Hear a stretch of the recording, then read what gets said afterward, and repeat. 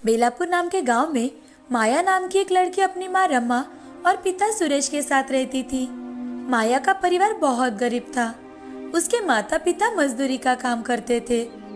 बड़ी मुश्किलों से उनके घर का खर्चा जैसे तैसे निकाल पाते थे। कुछ ही दिनों में दिवाली का त्योहार आने वाला था और इधर माया के माता पिताजी को कोई काम नहीं मिल पा रहा था। एक दिन माया अपनी माँ से, माँ, दिवाली आने वाली है तो हमारे घर में भी नए कपड़े पटाखे लाएंगे ना पिताजी? मेरी सारी सहेलियां नए कपड़े और पटाखे लाने वाली है। हम दिए भी जलाएंगे और हमारे छोटे से आंगन में रंगोली भी बनाएंगे। माया अपनी माँ को अपने सपने बता रही थी।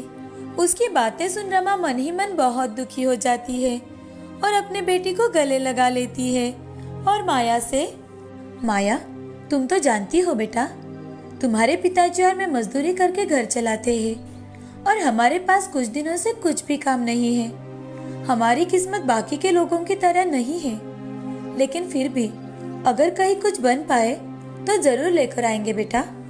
माया अपनी माँ की बातें सुनकर नाराज हो जाती है और घर के पास एक पेड़ के नीचे जाकर बैठती है। माया को नाराज देख रमा की आंखों में आंसू आ जाते हैं।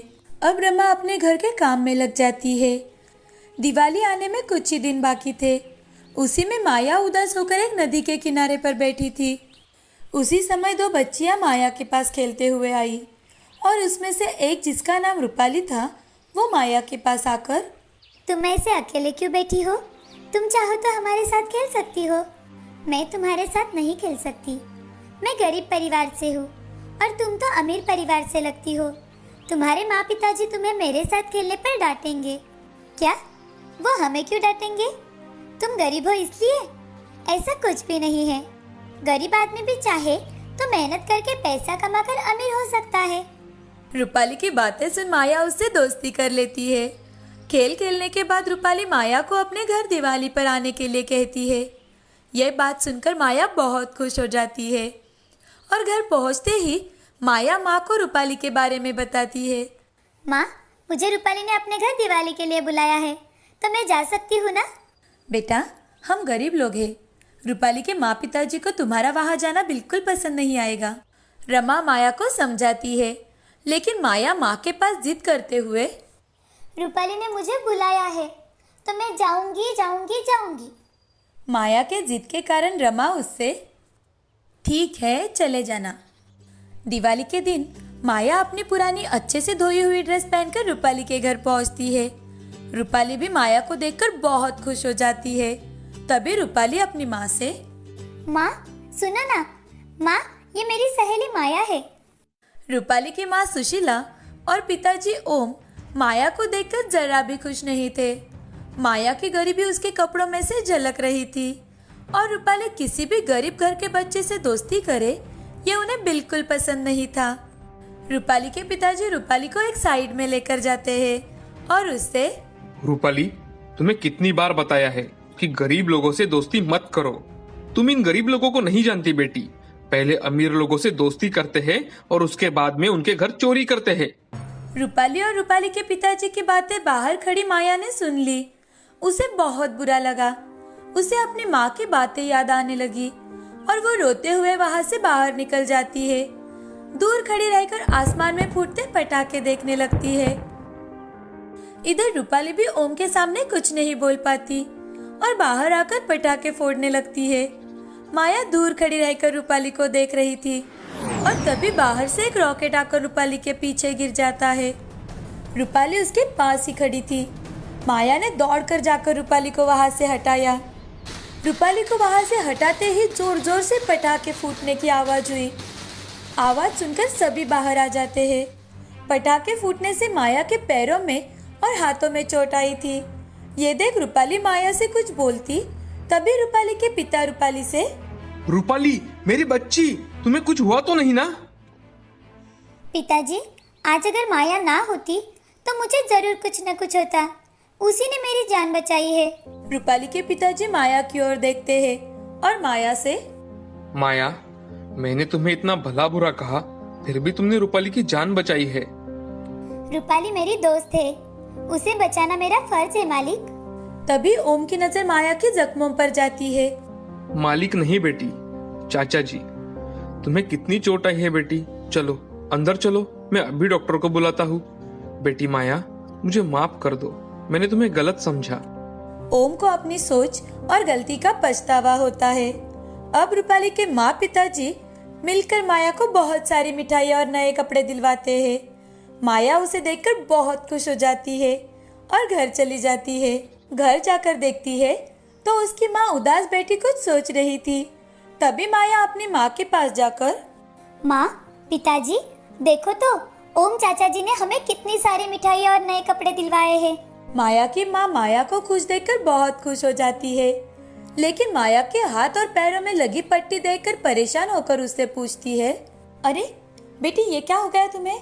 माया सारी घटी घटनाएं माँ को बताती है कि कैसे रूपाली को बचाते बचाते उसे चोट लग गई।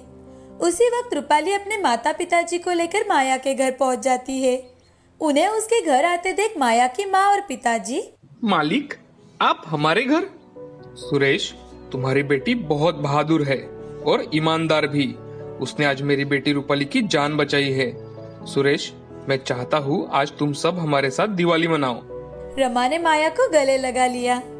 ये उनकी पहली दिवाली थी कि उनके घर में मिठाइयाँ, तोहफे और नए कपड़े आए थे। उन सब ने नए कपड़े पहनकर रूपाली के परिवार के साथ मिलकर दिवाली मनाई। ओम ने अब रमा और सुरेश को अपने फैक्ट्री में ही अच्छी तनख्वाह देकर काम भी दिया।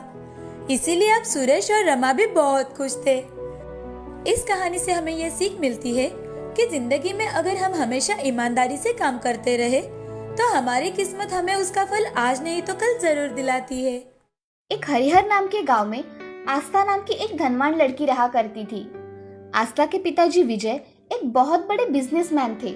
महीने में 2-3 बार वो काम के सिलसिले में विदेश जाकर आते थे।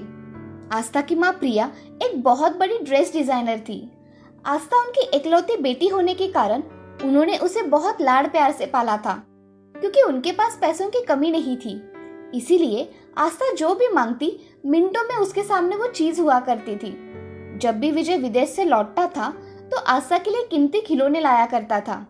ये देख आस्था बहुत खुश हुआ करती थी। प्रिया भी लेटेस्ट डिजाइन के कपड़े बनवाती थी।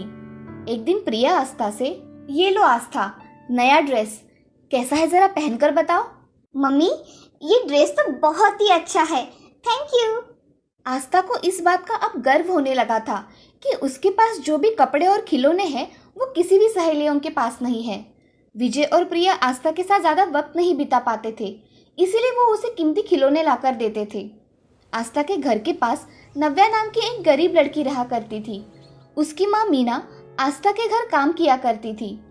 नव्या के पिताजी रमेश भी फैक्ट्री में मजदूरी का काम किया करते थे। रमेश और मीना उनके पास जो भी था उसमें नव्या की बड़ी प्यार से देखभाल किया करते थे। नव्या और आस्था एक ही उम्र के थे। जब नव्या अपने माँ के साथ आस्था के घर जाती थी तब आस्था उसे खिलौने दिखाती थी। जानती हो, ये ड्रेस मेरी मम्मी ने मेरे लिए खास करके बनवाया है और ऐसा ड्रेस किसी के पास नहीं है। और ये खिलौना मेरे पापा ने इंग्लैंड से लाया हुआ है। तुम तो ऐसे खिलौने के बारे में सपनों में भी नहीं सोच सकती। तुम्हारे ड्रेस तो देखो कैसे है। आस्था हमेशा नव्या को नीचा दिखाती थी और दूसरों का हमेशा मजाक उड़ाती थी। आस्था बहुत सारे ड्रेस 1-2 बार पहनती और डाल दिया करती थी। प्रिया उन ड्रेस को लेकर घर के काम वाली को दिया करती थी। नव्या अपने स्कूल के दोस्तों को हमेशा किसी न किसी तरह से मदद कर दिया करती थी। नव्या के स्कूल में सब उसके दोस्त थे और आस्था स्कूल में अपनी महंगी गाड़ियाँ और खिलौने बच्चों को दिखाने के लिए लेकर जाती थी। उसके खिलौने देख बच्चे उसे घेरा करते थे, मगर मन ही मन उसे कोसते रहते थे। एक दिन आस्था अपनी माँ प्रिया से, मम्मी, अगले हफ्ते मेरा बर्थडे है, आप मुझे क्या गिफ्ट देने वाले हो? अरे हाँ, मैं तो मेरा बच्ची का बर्थडे भूल ही गई थी। क्या चाहिए मेरी गुड़िया को? मम्मी, मुझे एक डॉल हाउस चाहिए जो कि बहुत बड़ा हो। ठीक है बेटा, मैं अभी ऑनलाइन ऑर्डर कर देती हूँ। Thank you mummy. ऐसा कहकर आस्था वहाँ से चली जाती है और तभी नव्या आस्था का एक बहुत ही शानदार ड्रेस पहनकर उसके माँ के साथ आती है। तभी आस्था नव्या से, अरे तुम पर ये ड्रेस बहुत अच्छा लग रहा है। मुझे तो पता ही नहीं था कि मैंने फेंका हुआ ड्रेस इतना अच्छा होगा। ये मेरी माँ ने मुझे दिया है। ये तुम्हारा ड्रेस है? हाँ, ये मेरा ही ड्रेस है। वैसे तुम गरीबों पर अमीरों के कपड़े बहुत जचते हैं। जाने दो, मेरे पास बहुत सारे कपड़े हैं, तुम भी क्या याद रखोगी। ये लो मेरा और एक कीमती ड्रेस। ऐसा कहकर आस्था ने उसका एक नया ड्रेस नव्या को दिया। मुझे ये ड्रेस नहीं चाहिए, तुम ही रखो। ऐसा कहकर नव्या वहां से चली गई। तभी आस्था खुश होकर अपने पिताजी के पास गई और अपने पिताजी से, पिताजी, मेरा अगले हफ्ते बर्थडे है, आप भूल गए? अरे, मेरी गुड़िया का बर्थडे भला मैं कैसे भूल सकता हूँ। तुम्हारे जन्मदिन पर मैं तुम्हें बहुत बड़ा सरप्राइज देने वाला हूँ, तुम चिंता मत करो। थैंक यू पिताजी। जाओ, अब तुम खेलो। ऐसा कहकर आस्था अपने बर्थडे का अब बेसब्री से इंतजार करने लगी। आस्था का जन्मदिन और नव्या का जन्मदिन एक ही दिन था। मीना और रमेश ने नव्या को बुलाया और, बेटी, तुम्हारे जन्मदिन पर तुम्हें क्या चाहिए, बताओ मुझे। अरे पिताजी, मैं तो भूल ही गई। पिताजी, मेरे चप्पल बहुत खराब हो गए हैं, मुझे नए चप्पल दिला दो ना। तो ठीक है, मेरी बिटिया को हम नई चप्पल खरीदेंगे। नव्या भी अब उसके जन्मदिन का बड़े बेताबी से इंतजार करने लगी। आस्था ने पूरे क्लास में बता दिया था कि उसके बर्थडे पर उसके पिताजी उसे सरप्राइज गिफ्ट देने वाले हैं और सबको बर्थडे पार्टी के लिए इनवाइट किया। मगर नव्या ने अपनी सहेलियों को और दोस्तों को अपने बर्थडे के बारे में नहीं बताया। इतवार के दिन रमेश और मीना ने सुबह उठकर नव्या को उठाया और उसे जन्मदिन की ढेर सारी शुभकामनाएं दी। मीना ने उसे नहलाकर उसे नया ड्रेस पहनने के लिए दिया। रमेश ने भी नव्या को नई चप्पल लाकर दी। ये देख नव्या बहुत खुश हो गई। नव्या अपने माँ पिताजी से, माँ, पिताजी, आप दोनों का बहुत बहुत धन्यवाद। तभी रमेश और मीना नव्या के साथ मंदिर में भगवान के दर्शन करने के लिए गए। और दूसरी ओर आस्था के पिताजी विजय को किसी अर्जेंट काम से लंदन जाना पड़ा। सुबह ही विजय ने आस्था को फोन किया। Happy birthday my princess. बेटा, मुझे कुछ अर्जेंट काम के सिलसिले में लंदन आना पड़ा, मैं जल्द ही वापस आ जाऊंगा। थैंक यू पिताजी। ऐसा कहकर आस्था अपने कमरे से बाहर आई तो आस्था अपनी माँ को आवाज लगाती है, मम्मी, मम्मी, कहाँ हो? उसकी आवाज सुन घर की नौकरानी ने एक ड्रेस उसके हाथ में दिया और कहा, बेटी आस्था, तुम्हारी माँ ने तुम्हें आज ये ड्रेस पहनने के लिए दिया है। जन्मदिन की ढेर सारी शुभकामनाएं। धन्यवाद चाची। मम्मी कहाँ है?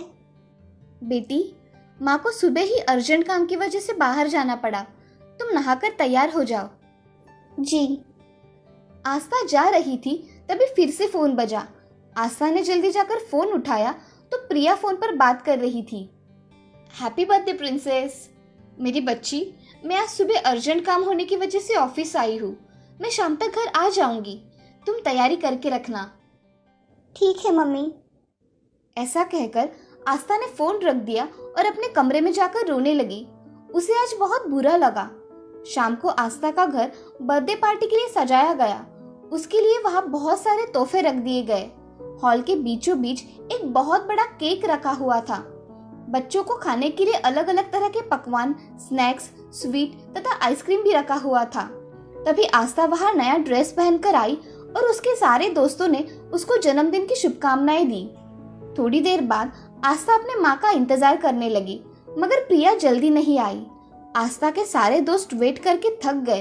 तभी एक दोस्त आस्था से, आस्था, तुम्हारी मम्मी को आने में बहुत देर हो जाएगी, हमें अभी हमारे घर जाना चाहिए, बाय। ठीक है, बाय। ऐसा कहकर सारे दोस्त वहां से चले जाते हैं। तभी प्रिया का आस्था को फोन आता है, बेटा, मुझे आने में थोड़ी और देर हो जाएगी, तुम तुम्हारे दोस्तों के साथ अपना जन्मदिन मना लेना, ठीक है? सॉरी बेटा। आस्था गुस्से से फोन काट देती है और अपने कमरे में जाकर रोने लगती है। इधर नव्या के घर उसके दोस्त नव्या का जन्मदिन याद रखते हुए उसके लिए छोटे छोटे तोहफे लेकर उसके पास गए। तभी मीना ने सभी बच्चों के लिए बिरयानी और खीर बनाई थी। मीना ने खुद के हाथों से नव्या के लिए केक बनाया था। थोड़ी देर बाद नव्या और मीना आस्था के घर बर्थडे की बधाई देने के लिए गए। वहां पर जाते ही आस्था कहीं नहीं दिखी तो नव्या उसके कमरे में चली गई तो आस्था वहां रो रही थी। ये देख नव्या, क्या हुआ आस्था, तुम ऐसे रो क्यों रही हो?